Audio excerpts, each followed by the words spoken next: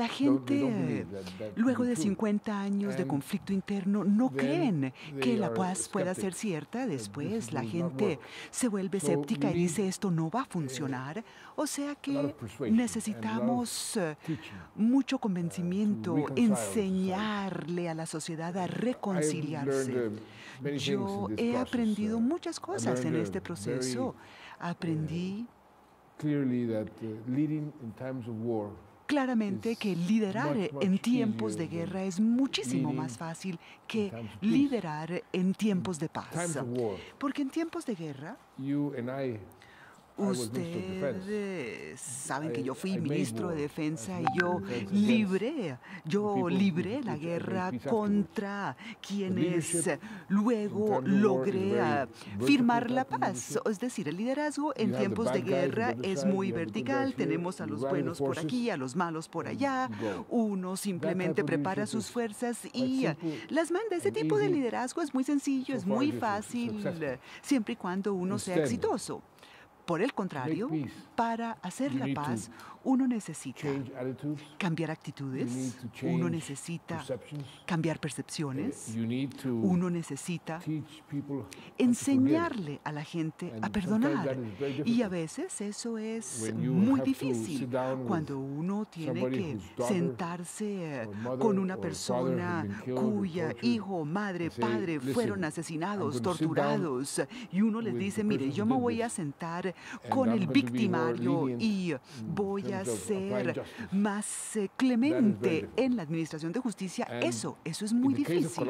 Y en el caso de Colombia, vivimos tantos años esta situación que la sociedad llegó a perder algo muy importante que toda sociedad debe tener. Y estoy hablando de la compasión. Cómo entender el sufrimiento ajeno. Luego de tantos años de guerra, perdimos la compasión. Entonces, ahora tenemos que reconstruir la compasión para alcanzar la reconciliación en la sociedad, y ese es un proceso de largo plazo. Y yo lo comparo siempre con la construcción de una catedral, porque para construir una catedral necesitamos cimientos sólidos y luego la catedral se construye piedra por piedra. Y eso toma tiempo. La gente quiere el cambio ya. Y uno tiene que explicar que no, que se trata de un proceso lento para que sea un proceso exitoso. O sea que hay que perseverar. Nosotros alcanzamos los acuerdos de paz gracias a la perseverancia, la buena voluntad y esto es muy importante, no permitir que la opinión pública sea quien dicte las condiciones. A veces hay que ir en contravía de la opinión pública, es difícil. Y cuando uno tiene muchas personas en su contra, uno piensa, yo estaré haciendo algo mal, pero si uno está convencido que lo que está haciendo es lo correcto, pues hay que sacarlo adelante y eso se logra con la perseverancia. Muchas gracias. Ahora le voy a preguntar al señor Sañarfi sobre la compasión. Usted trabaja con niños que creo tienen una visión muy distinta del mundo comparado con los adultos. ¿Cómo ve usted la compasión y cuál es el papel de la compasión en la construcción de la paz? Muchos autores están de acuerdo que la paz no es la ausencia de la guerra y la violencia. La paz tiene muchas facetas. Yo veo la paz reflejada en el rostro de un niño que sonríe, que puede saltar, brincar, jugar, reír, llorar. Eso es paz para mí. Y si los niños de las distintas comunidades, diferentes religiones y diferentes etnias se abrazan como niños, porque allí no hay divisiones entre ellos. Ellos son criaturas inherentemente más unidas y eso es para mí la verdadera manifestación de la paz. Y yo comparto con usted que la compasión es la clave, y lo que he dicho toda la vida es que yo estoy tratando de globalizar la compasión, la globalización de los mercados, las economías, el conocimiento, la tecnología, los productos. Es algo que todos hemos visto, y también hemos visto las consecuencias, tanto buenas como malas: calentamiento global, tensiones, desigualdades. Pero este es el momento de actuar y globalizar la compasión, porque es que la compasión no es mucho más que solo empatía, es un sentimiento a través del cual nos conectamos con el sufrimiento ajeno y existe el impulso, el deseo de aliviar el sufrimiento ajeno, y eso haría del mundo un lugar más seguro. Y yo he trabajado toda la vida con niños, liberándolos de la esclavitud, ayudándoles con educación, no solamente en etnia, sino que he trabajado en 140 países, incluido su país. Y amo a los niños colombianos, y he visitado lugares distantes y remotos, incluso cuando usted no era presidente. Y la última vez que nos vimos, también me reuní con niños que habían sido sacados de la esclavitud. Entonces yo creo que los niños cambian. Ellos no quieren guerra, y en la historia de la humanidad no encontramos un solo ejemplo donde los niños sean responsables por guerra alguna, o pobreza alguna, o división alguna, división cultural y religiosa. Los niños no son los responsables. Nosotros hemos creado los muros, las guerras, las limitaciones. Entonces, ¿por qué deben sufrir los niños? Para mí ese debe ser el punto de partida. Los niños son quienes padecen cosas por las que no son responsables, son víctimas. Entonces, conectémonos con los niños a través de la compasión y tratemos de encender la llama de la compasión. Para mí, la compasión es un don, un regalo de Dios.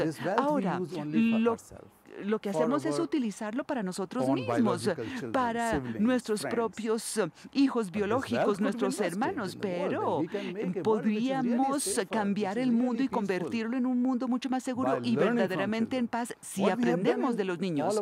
Lo que hemos hecho a lo largo de nuestras vidas es lo que les seguimos enseñando a los niños, que es hindú, que es musulmán, que es colombiano, pakistaní, indio, y los niños no lo entienden. Nosotros les enseñamos, y a veces yo he llegado a decir que este es el momento para aprender de los niños, aprender de los niños. Si me permiten, yo quisiera complementar este comentario, porque estoy 100% de acuerdo.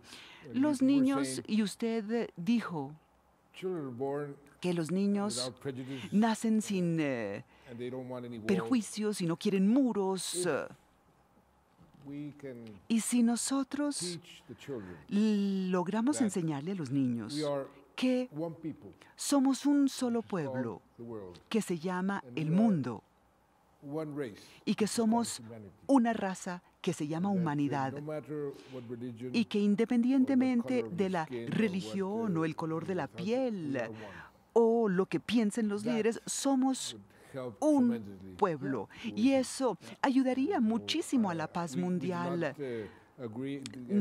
Nosotros no nos reunimos antes de este panel para decir que estamos de acuerdo en muchas cosas. No, hay muchas cosas en común, como la compasión, y también compartimos el Premio Nobel de la Paz. Sí, ya sé que no me va a tocar, pues, dirimir una pelea entre ustedes, pero yo sí quiero ahondar en el tema de la reconciliación, porque yo creo que esa es la parte realmente difícil. Uno puede firmar los acuerdos de paz, pero después tenemos personas que han desarrollado odio luego de tantos años de guerra. Entonces, ¿cómo desaprender el odio? Empiezo con usted, presidente Santos. Usted ha tenido la ocasión de tratar de reconciliar a dos personas de extremos opuestos, de lados opuestos. Sí, y permítame contarle una anécdota que me marcó.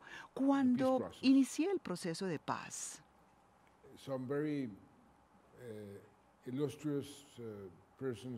unas personas muy ilustres, incluido un profesor de la Universidad de Harvard, me visitó y me dijo, mire, esta va a ser una travesía muy difícil.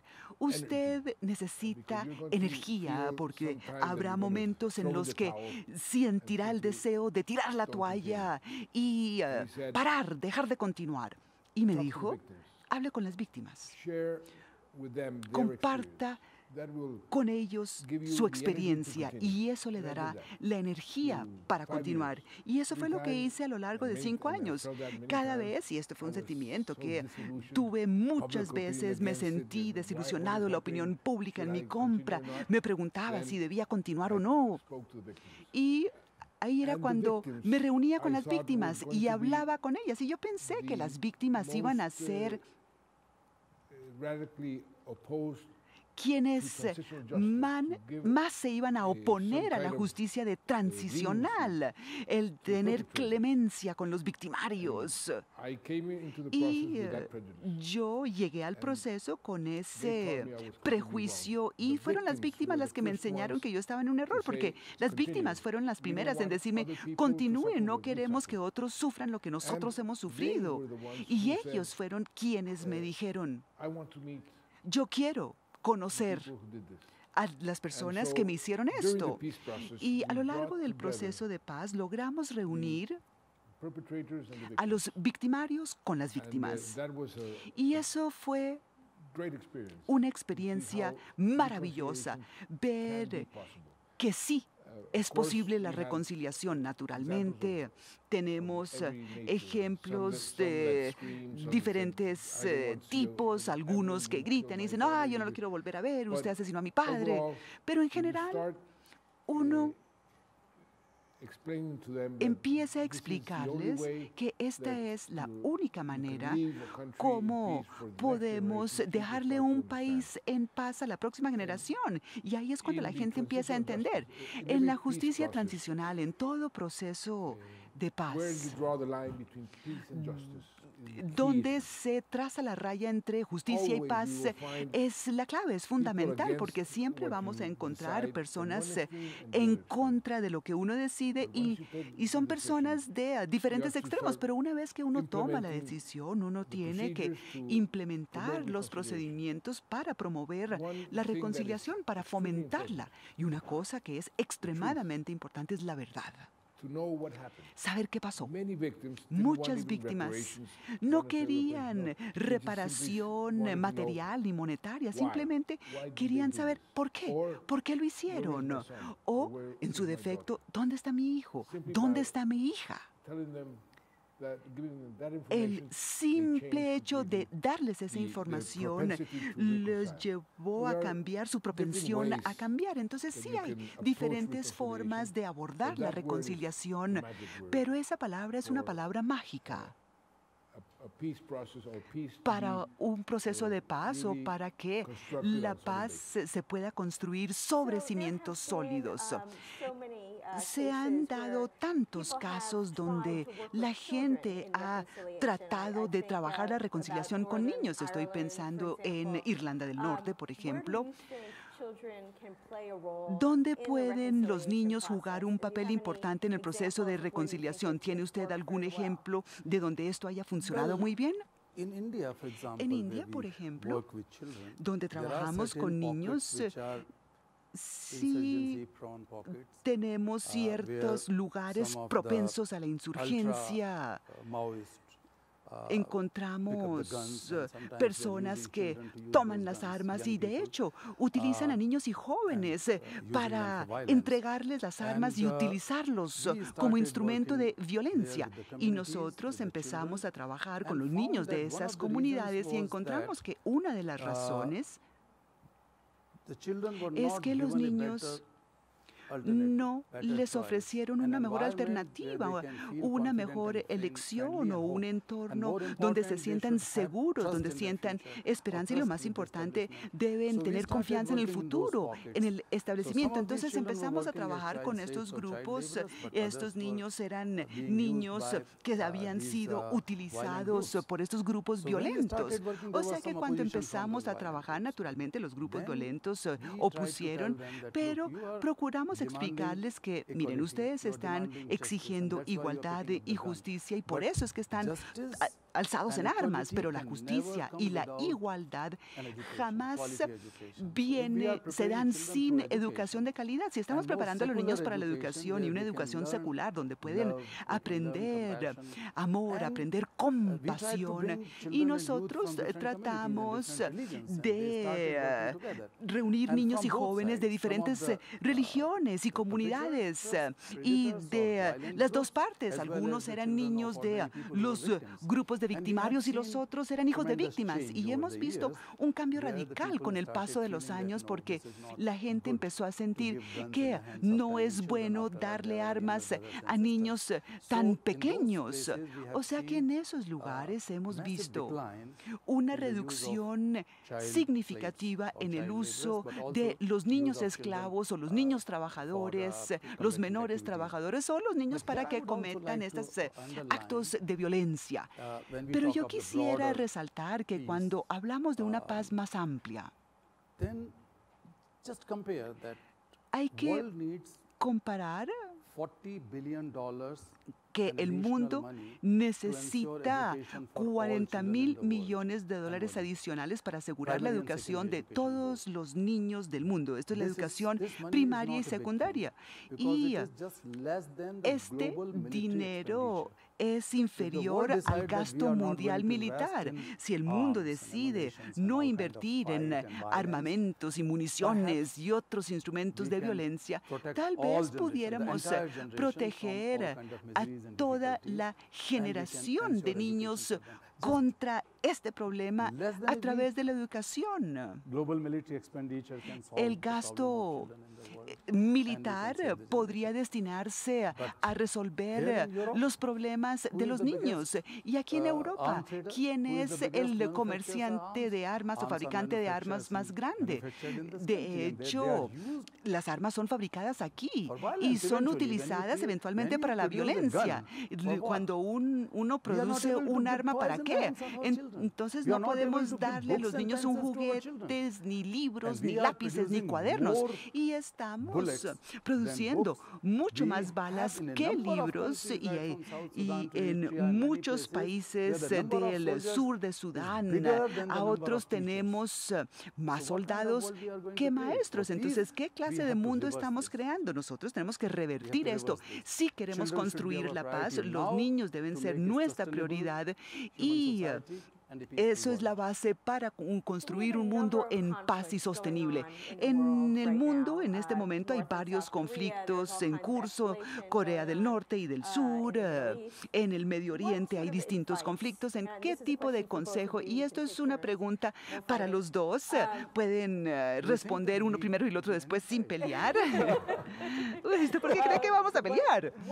A ver, ¿qué tipo de consejo le darían a la gente que quiere empezar a desescalar el conflicto?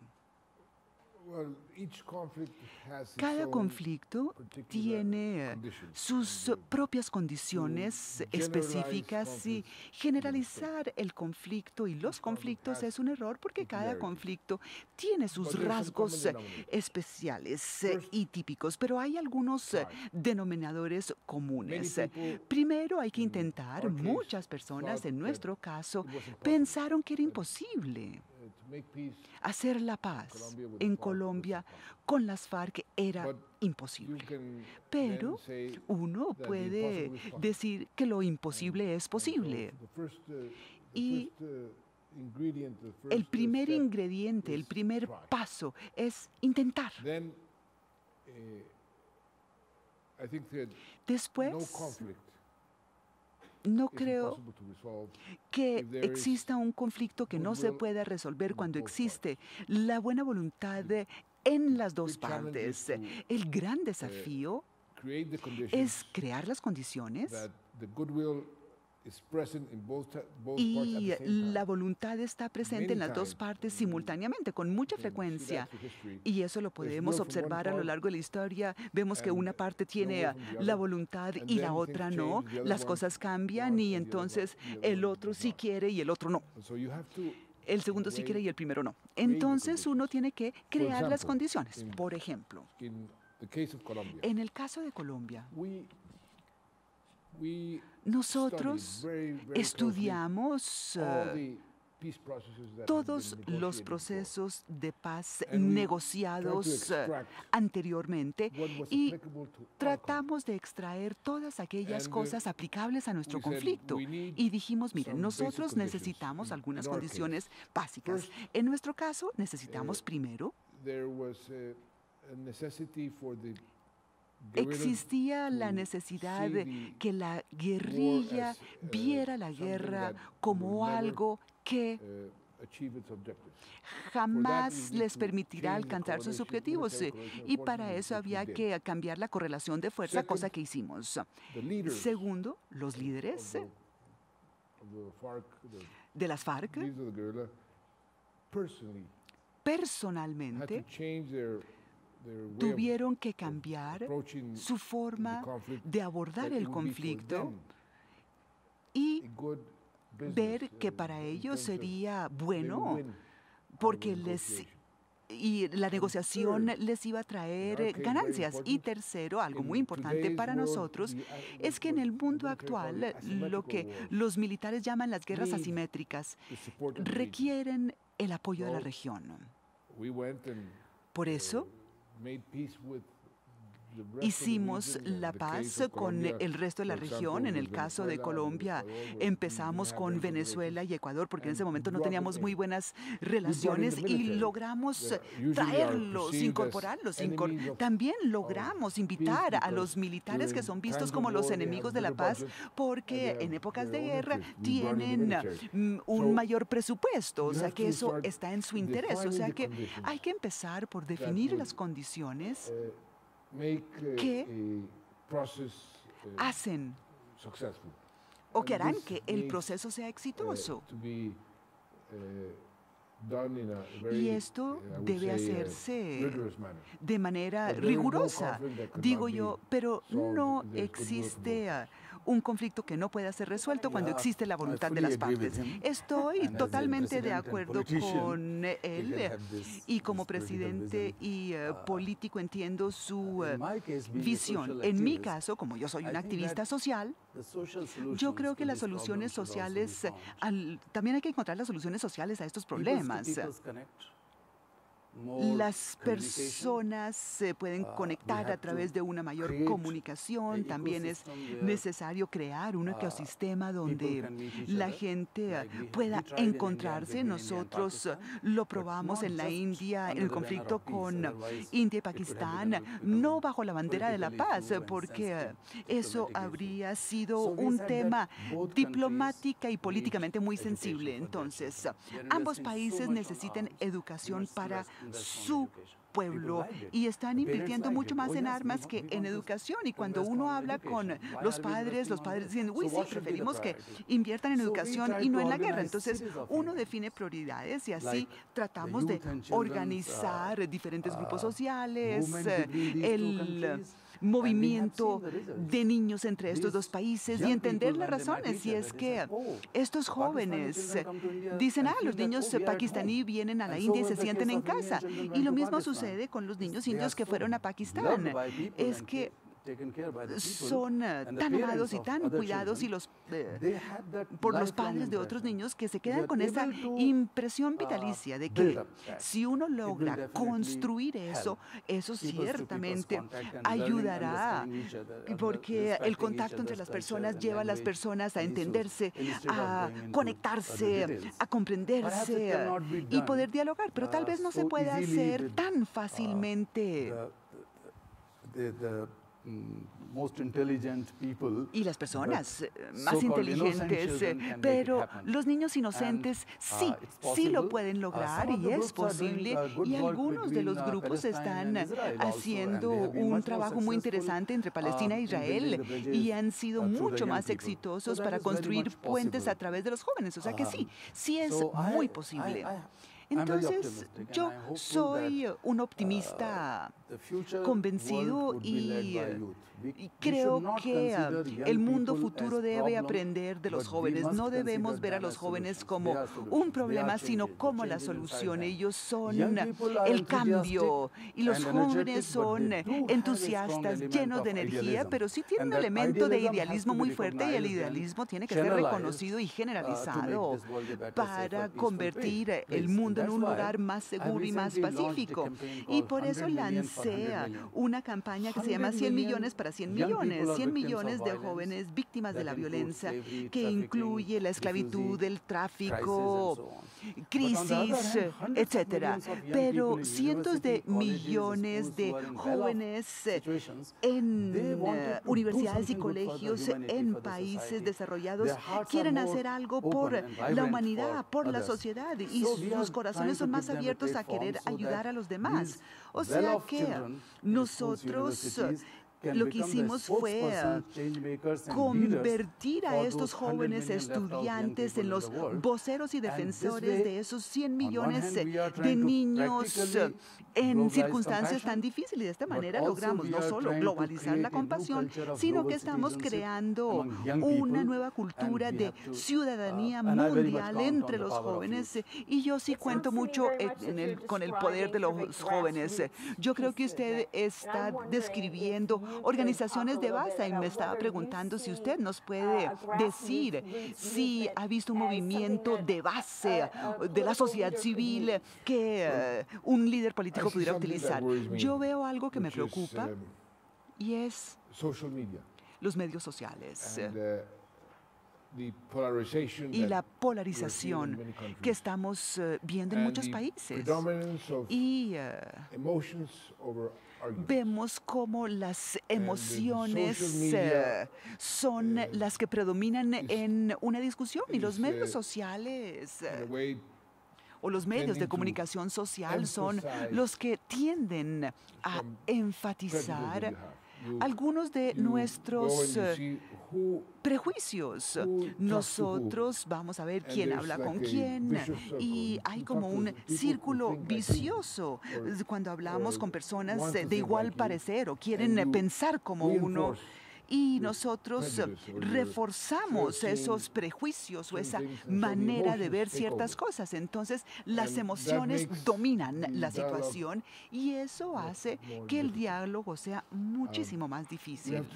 Y tenemos que ver cómo podemos romper ese círculo vicioso, porque de otra manera los extremos serán alimentados.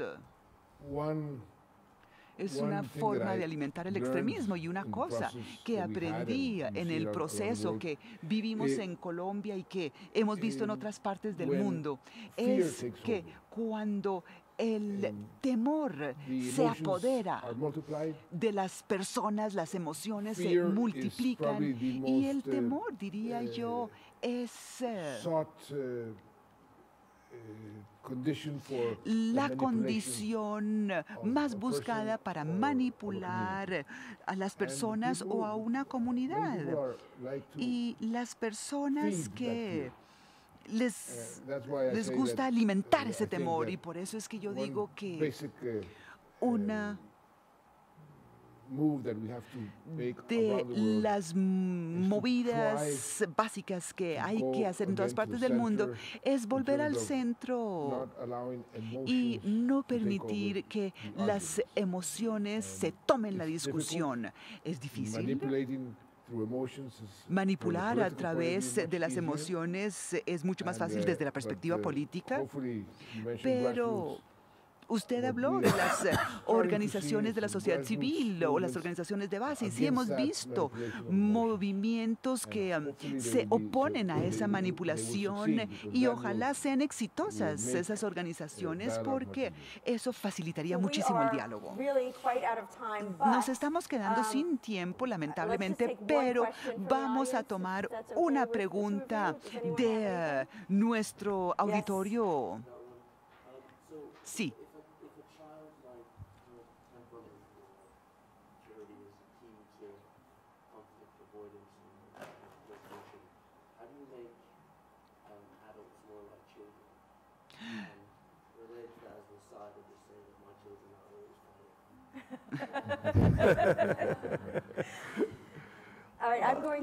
A ver, yo voy a repetir la pregunta para bien de aquellos que nos siguen por el web. Y la pregunta es, si los niños son criaturas que tienen una mayor propensión y tendencia hacia el juego y la paz, ¿cómo hacer que los adultos se comporten así, aun cuando mis hijos no hacen más que pelear? A ver, yo creo que la infancia no es un factor de edad, significa transparencia, libertad de mente. Infancia significa el deseo de aprender cosas nuevas.